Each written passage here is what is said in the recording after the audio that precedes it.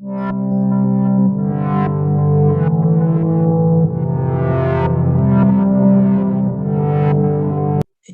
em Apocalipse 12, a terra é o lugar onde a mulher, símbolo da comunidade de Cristo, né, é abrigada, é socorrida ao final da perseguição durante a Idade Média, né, na Europa.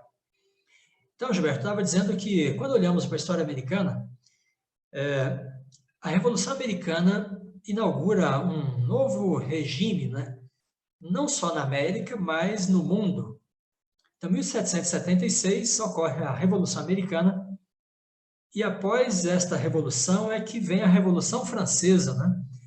Então, a Revolução Americana separou a igreja de Estado na América, e a Revolução Francesa fez a mesma coisa na Europa. Mas a própria Revolução Americana ela foi, em grande medida, financiada, né, pelos Estados Unidos, 22 anos após a Revolução Americana. Então, esta revolução é a mãe de todas as revoluções modernas, é ela que traz, né, um novo regime no mundo, e que, portanto, tem esse sentido, né, que o Apocalipse diz, que é a terra que socorre a mulher, que abriga a mulher. E no mundo moderno, onde quer que há liberdade religiosa e liberdade de consciência, estes regimes são derivados do regime americano. Então, podemos dizer que a terra, como esta região, né, que abriga a mulher, está perfeitamente conectada com os Estados Unidos, porque é ali que surge, né, o regime de liberdade, e a liberdade religiosa, a liberdade de consciência. Então, o Adventismo surgiu lá, assim como outros movimentos religiosos, porque é uma nação, né, que dá esta opção de as pessoas escolherem em que elas querem acreditar. E daí esse regime se espalhou pelo mundo, né, pela Europa, pela América do Sul, em vários lugares, mais cedo ou mais tarde, pela própria Ásia. Então, a China é um país comunista, porém, há pouco tempo agora, o governo da China fez uma espécie de tratado com a Igreja Católica. Então, a Igreja Católica terá legitimidade no território chinês. E talvez outras religiões também consigam fazer o mesmo. Então, por que a China abriu essas portas? Porque é um país que se abriu para o capitalismo, ao modelo americano. Então, é uma nação que tem uma relação muito forte com os Estados Unidos, né? E então, há uma certa liberdade religiosa também vem acontecendo na China, onde há mais de 500 mil adventistas do sétimo dia, dentre outras igrejas, né? Muito bem, porém há uma questão, né, que as pessoas têm colocado, eu vou compartilhar a tela para mostrar para você, então, um pouco disso. Então, algumas pessoas têm trazido, né, a seguinte questão: como é que os Estados Unidos, né, poderão impor ou trazer um regime de intolerância, né, na Terra? Primeiro, porque é o país da liberdade, né? E aí alguns dizem, segundo, porque é um país, é um império que está com prognósticos de decadência, né, de queda. E aí há vários livros e autores, né, que têm lidado com esse tema, como, por exemplo, esse americano, Gore Vidal, que fala nesse livro, né, sobre o declínio e a queda do Império Americano. Outro livro sobre o surgimento e a queda do Império Americano. Filmes, né, sobre o declínio do Império Americano.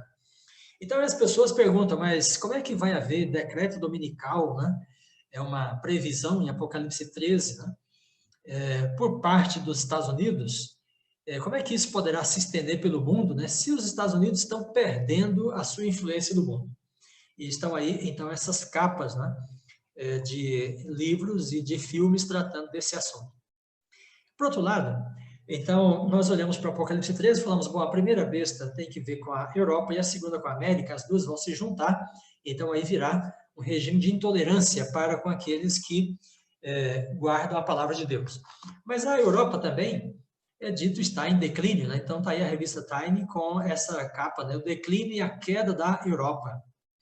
Esse italiano escreveu também sobre o declínio e queda da Europa. Então esse parece ser um prognóstico, né, para os próximos anos ou próximas décadas. Curiosamente, a crise do coronavírus, né, atingiu a Europa e a América do Norte com mais força até agora do que os demais países do mundo. Pois bem, ao mesmo tempo, há esse interesse, né, para com a Ásia, a economia da Ásia, os países asiáticos, a participação deles na economia global. e a percepção, né, de um certo vulto, né, imperial por parte da China. Como, por exemplo, essas capas de Veja, né? Uma que fala, uma equipe de Veja foi ver como os chineses estão construindo seu império global.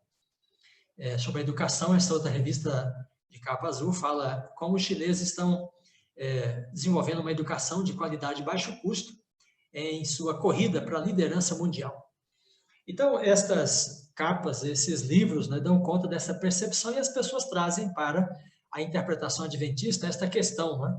Se o Império Chinês superar os Estados Unidos, se Europa e Estados Unidos entrarem em declínio, né, como é que poderia haver decreto dominical? A China não tem nenhum interesse em questão da guarda do domingo, né? Não tem nada contra o sábado necessariamente, assim como o catolicismo europeu e os protestantes americanos têm.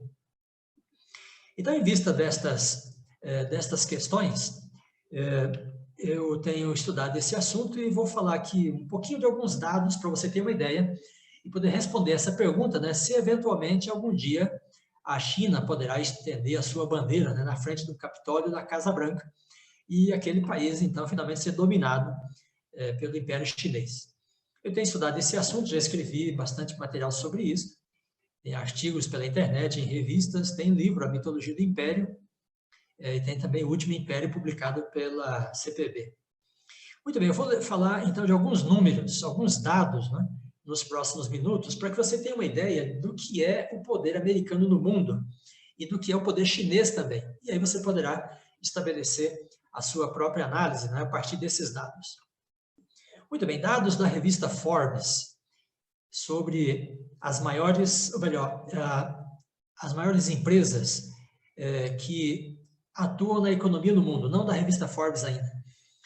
Então, quando nós tomamos as maiores empresas do mundo, né, de quem são elas? Quem são seus sócios majoritários ou quem são os proprietários dessas grandes economias mundiais? Então, das 5 maiores empresas, Gilberto, 4 delas são americanas e uma é chinesa. Então, os americanos têm 80% das 5 maiores empresas no mundo. A maior empresa, o maior faturamento, né, é do Walmart, que tem um faturamento de cerca de quase $1 trilhão por ano.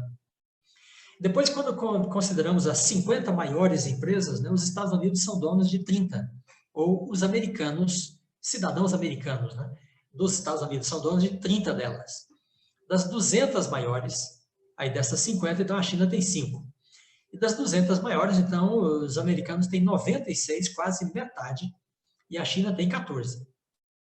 Bem, então, esses dados mostram o poder dessas duas nações em relação à posse das maiores empresas multinacionais que operam na economia no mundo, nos diferentes setores, né, da economia.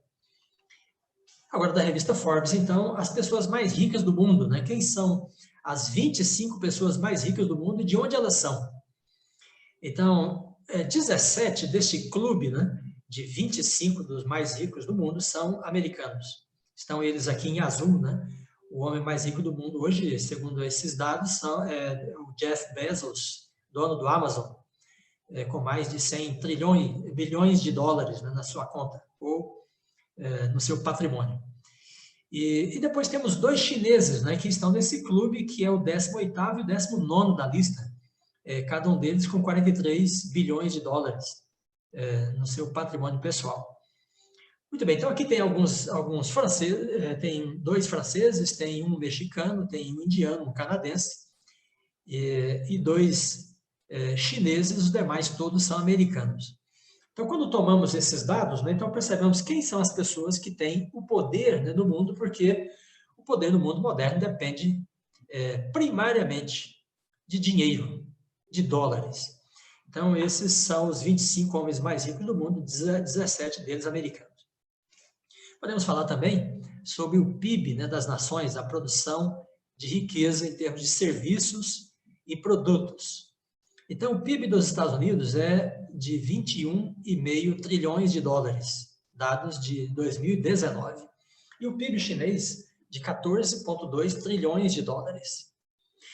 Muito bem, com base no PIB, no crescimento do PIB chinês das últimas décadas e o comportamento do PIB americano, né, das últimas décadas, algumas pessoas arriscaram que em 2025 a China ultrapassaria os Estados Unidos, né, na produção de riquezas e se tornaria, então, a maior economia do mundo. Isso, naturalmente, depende da taxa de crescimento, da estabilidade de crescimento, e dificilmente essas previsões, né, podem ser seguras porque há muitas variáveis. E, então, uma taxa de crescimento pode ter uma aceleração, pode ter uma desaceleração, e isso, então, pode mudar bastante a situação. Acidentes, pandemias, são variáveis também. Acidentes sociais, como revoluções, né, mudanças de regime, tudo isso pode fazer com que o comportamento econômico possa se alterar. Agora, há uma questão, né, que precisa sempre ser lembrada. Quantos são os americanos, né, que vivem com esses 21 trilhões de dólares por ano e quantos são os chineses que vivem com os 14 trilhões de dólares por ano, né, o PIB dessas duas nações? Então, quando todo mundo come e bebe, né, quanto sobra para os americanos e quanto sobra para os chineses investirem em tecnologia, em armamentos, em educação, em ciência? Então, aí, nós temos esses dados aqui, né, ilustrando essa situação. Olha só. Então, a renda per capita americana é de 65 mil dólares e a chinesa é de 9,8.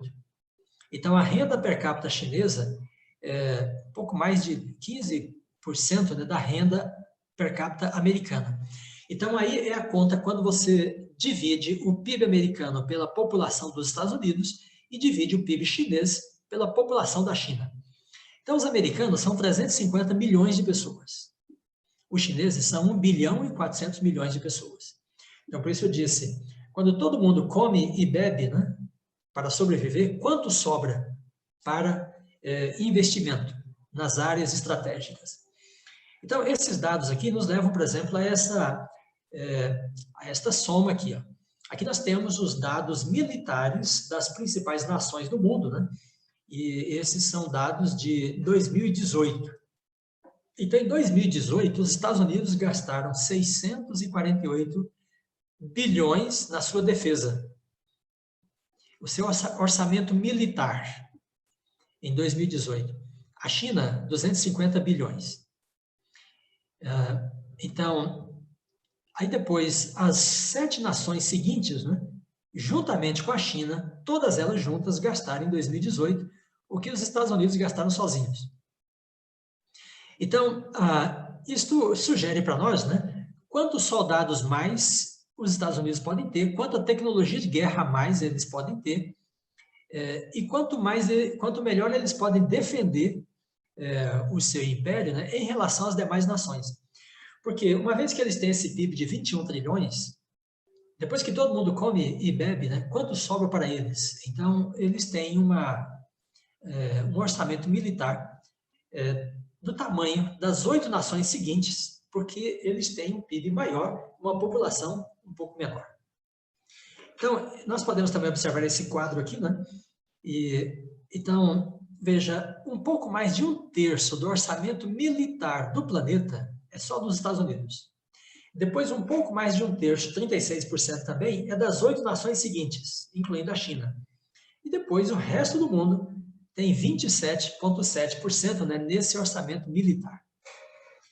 Bem, então aqui nós podemos já estabelecer, né, que os Estados Unidos têm uma dianteira em relação às demais nações, e a China, inclusive, né, porque eles têm mais produção de riqueza, eles são donos de mais meios de produção no mundo, e eles têm um orçamento militar superior a todas as demais nações do mundo. Então, eles têm um poder econômico e um poder militar que dificilmente pode ser superado. Então, ainda que a China tenha um PIB de 21 trilhões nos próximos anos, isso até poderá acontecer, não significa que ela terá um orçamento militar equiparado, né, ao orçamento americano, por causa dessas diferenças de população, conforme nós acabamos de mencionar. Então, Gilberto, esses dados mostram para nós que alguns daqueles livros, né, e revistas são sensacionalistas. Há uma certa expectativa, né, e uma torcida pela queda do poder americano no mundo, porque os Estados Unidos despertaram ódio de muitas pessoas e tem aí toda essa ideologia de esquerda, né, que se espalha pelo mundo, nas grandes universidades, e as pessoas têm um espírito bastante crítico, né, ao capitalismo, ao imperialismo, né, e os Estados Unidos, ao longo da sua história, fizeram muitas guerras, né, se tornaram personas não gratas no mundo em vários lugares. No entanto, apesar desse sensacionalismo, quando a gente olha os dados, né, fica claro que o poder americano no mundo é, de fato, hegemônico. Muito bem, e o que nós podemos falar de universidades? As universidades são essenciais para o poder das nações no mundo moderno, porque o poder no mundo moderno depende de ciência, tecnologia, patentes. Muito bem, então, olhando para as 5 maiores universidades do mundo, 4 delas são americanas. Harvard, Stanford, Berkeley e MIT. E uma é britânica, Cambridge. Depois, quando tomamos as 20 maiores, melhores, né, que mais produzem técnicos, patentes, que mais defendem teses, então os americanos têm 18 das 20 maiores e o Reino Unido tem 2. Quando tomamos as 50 maiores, então os Estados Unidos têm 38, o Reino Unido tem 5. Então veja que a cultura anglo-saxônica, né, em termos de universidades, essa cultura está numa dianteira em relação ao restante do mundo, que não pode ser disputada nas próximas décadas, sem dúvida. Agora, quando tomamos as 200 maiores universidades do mundo, né, então aí 88 delas são americanas, 22 são do Reino Unido. E daí aparece a primeira universidade chinesa entre as 200 maiores do mundo. E ela está do número 151 ao número 200. E o Brasil tem também uma única universidade aí nesta seção, né, do número 150 ao número 200, que é a Universidade de São Paulo. Muito bem, então se o poder do mundo moderno depende de dinheiro, de força militar, de tecnologia, patentes, formação de técnicos, os Estados Unidos são um império ainda por muito tempo. Dificilmente outra nação poderá chegar a ter essa quantidade, né, de universidades, esse potencial de produção de patentes e tecnologia como os Estados Unidos têm. Veja que entre as 5 maiores, né, 4 são americanas. Entre as 200, 88 são americanas. Então, praticamente, os Estados Unidos têm quase metade, né, das 200 maiores universidades do mundo. Muito bem, então, diante disto, Gilberto, a gente pode dizer que o poder americano ainda é hegemônico no mundo do ponto de vista econômico, militar e tecnológico. E é interessante que quando a gente vê as maiores empresas, né, as grandes empresas de tecnologia e as grandes empresas de internet, como a Amazon, como o Facebook e muitos outros, elas são todas empresas americanas. E há uma certa genialidade, né, uma esperteza daquele povo para negócios.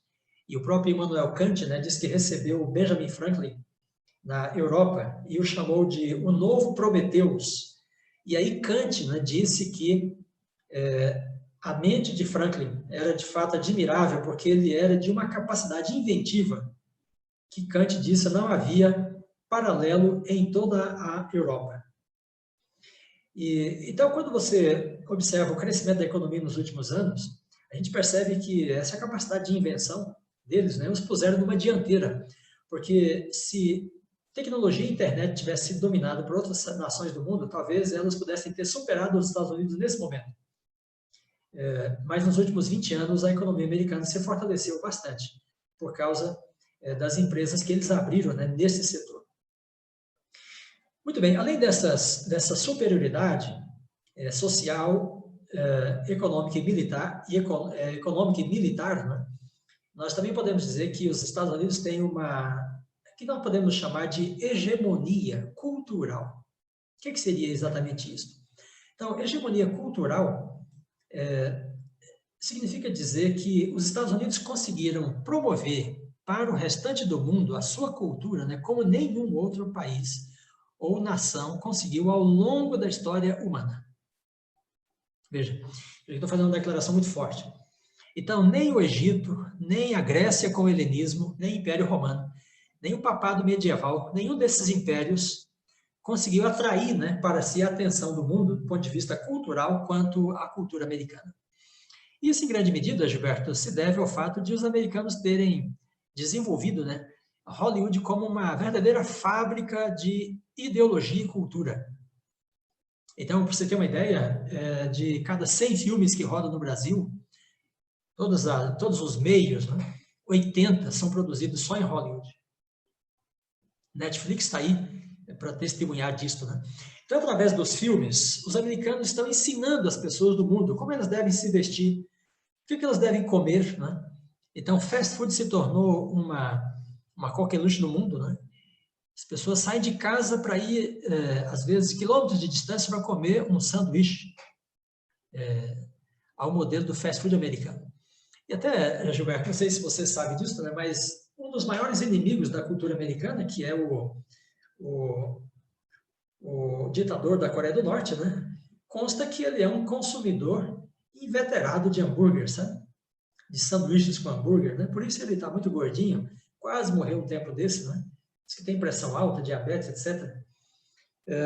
Então, os Estados Unidos, através dos filmes, ensinam para o mundo, né, muitas coisas, inclusive religião.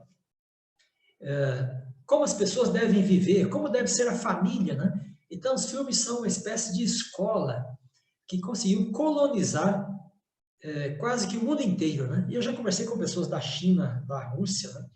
E elas me disseram que elas assistem predominantemente filmes americanos.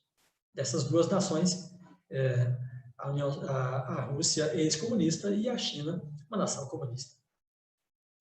Muito bem, então, com base nesses dados, eu quero dizer que aquelas manchetes e aqueles livros são sensacionalistas.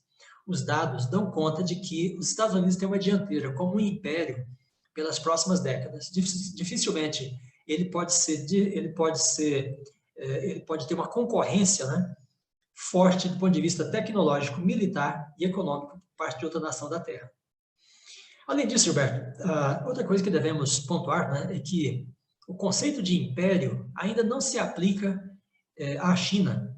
E talvez isso não venha a se aplicar, a menos que o regime comunista se espalhe pelo mundo, né, de novo, a ponto de a China ter aliados que possa constituir um imperialismo. Porque o que é imperialismo ou império? Não é só quando um país é mais forte ou tem uma economia superior. É quando ele é capaz de agregar as demais nações em torno de si. Então, os Estados Unidos têm uma influência muito, muito mais forte que as demais nações sobre a ONU, sobre a OTAN, e ele é capaz de fazer guerras e trazer essas nações junto com eles, né, para as suas guerras. Então, essa condição de império, outra nação do mundo não teve na modernidade, senão os Estados Unidos. E possivelmente, dificilmente terá, porque no mundo moderno as pessoas estão interessadas em liberdade, em tecnologia, e essas duas coisas o Império Chinês não tem, ainda que ele pudesse ser um império. Muito bem, então a gente volta para Apocalipse 13, né? E com segurança podemos afirmar que a besta que tem 2 chifres parecendo cordeiro, relacionada pelos adventistas no século XIX, né, com os Estados Unidos, essa interpretação segue coerente com os dados atuais, e no mundo de hoje dificilmente outra nação poderia ter as mesmas características e o mesmo poderio no mundo, né, capaz de se apresentar como uma nação que possa antagonizar aqueles que guardam os mandamentos de Deus, incluindo o sábado, porque essa nação, né, de prática protestante guarda o domingo. E dificilmente outra nação poderia se apresentar com a capacidade de exercer influência sobre as demais nações do mundo, senão os Estados Unidos da América.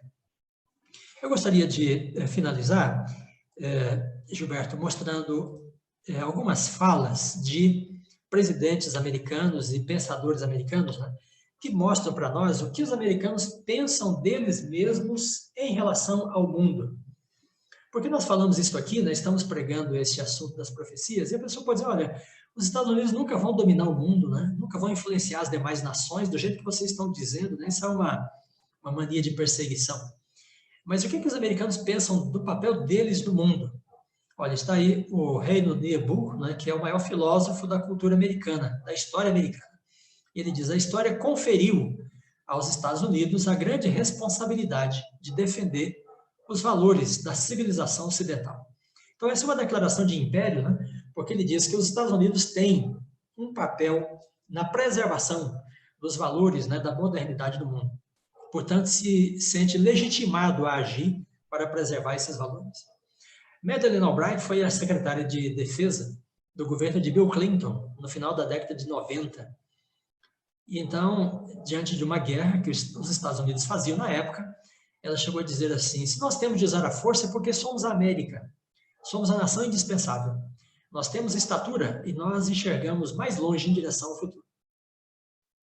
Bem, esta também é uma declaração de império, ou seja, o uso da força por parte da nação americana, para eles, está legitimado pelo fato de eles terem uma visão mais extensa, mais ampla, né, em relação aos destinos do mundo, aquilo que realmente interessa para o planeta Terra.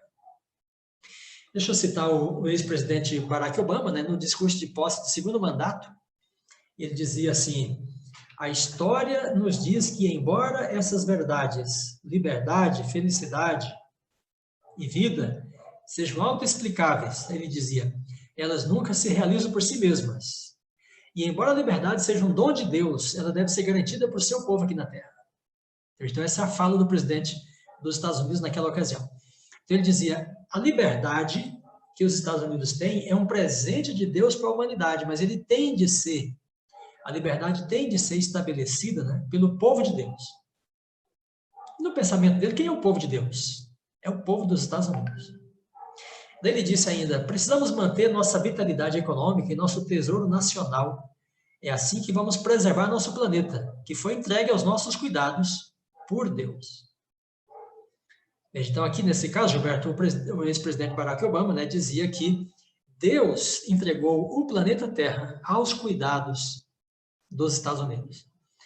Então, quando um movimento, né, se julga nomeado por Deus e tem todo o poder para alcançar seus objetivos, ele se torna muito perigoso, porque tudo que ele pensa em fazer está legitimado, né, por essa espécie de vocação celestial. Então, isso está no DNA da história americana, da cultura americana, porque desde os pais fundadores, veja que os peregrinos protestantes, né, se consideravam o novo Israel. O povo com quem Deus tem um pacto, uma aliança. E os pais fundadores da República consideravam que os Estados Unidos são a nova Jerusalém. Então, ou seja, o reino de Deus será estabelecido no mundo, né, na medida em que o Império Americano se estender sobre o planeta. Por isso, então, os americanos fizeram muitas guerras e tem todo esse histórico, né, porque eles se sentem comissionados como por Deus. Muito bem, então, esses são alguns dados, né, algumas questões importantes para a gente considerar quando falamos de poder imperial, profecias, né, e o futuro da humanidade, o futuro da Terra e o futuro da religião.